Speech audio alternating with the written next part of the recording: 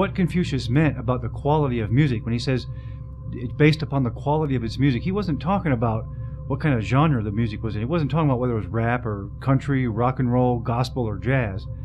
What he was referring to when he meant the quality of its music was what frequency was that music being played in, and what mathematical intervals was the difference between the frequencies. You see, that was absolutely crucial. For thousands of years during the Chinese dynasties, the emperors would send out teams of people all over the kingdom to make sure that the people were playing music in the right frequencies, the proper frequencies with the proper intervals. They had strict guidelines about the music that was being played, because the emperor knew that if you had different factions of different kingdoms playing different types of music, different frequencies of music, that all those different realms would soon be at strife and against one another.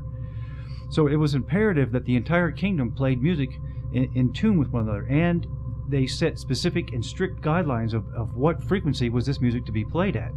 So 2,500 years, or actually 4,500 years ago, the Chinese were using the vibration of music to control the people. Now let's fast forward to today. Now, what do we know about today's music? What do we know about what tuning our music is in, and where did this tuning come from?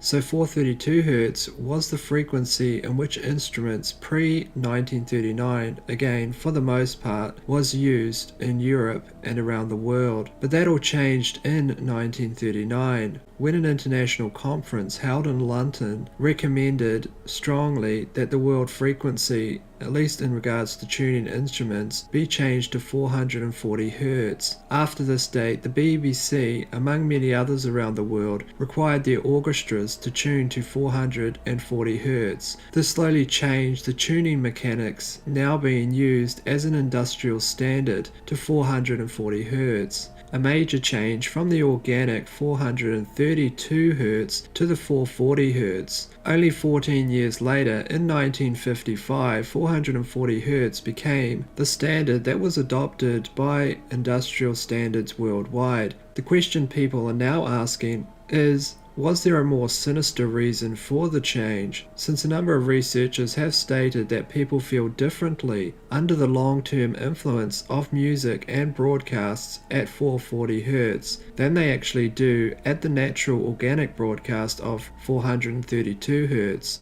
Today, extensive research has shown that music can speed or slow your heart rate, relax or jar your nerves, affect your blood pressure, digestion, even your rate of respiration. And I'm sure I don't have to tell you that music can also affect your emotions and desires. It can have a very significant influence on your mental processes, and in turn can influence an entire society, as the Chinese knew over 4,000 years ago. So where did the frequency of today's music come from? Just about the entire modern world uses the standard concert pitch of A equals 440 Hertz. Now what this means is, on a piano, for example, the A above middle C is tuned to 440 Hertz. Then all the rest of the notes are tuned around this frequency. But the problem with this is there's absolutely nothing harmonious, either biologically or cosmically, with the 440 Hertz frequency. So why are we using it?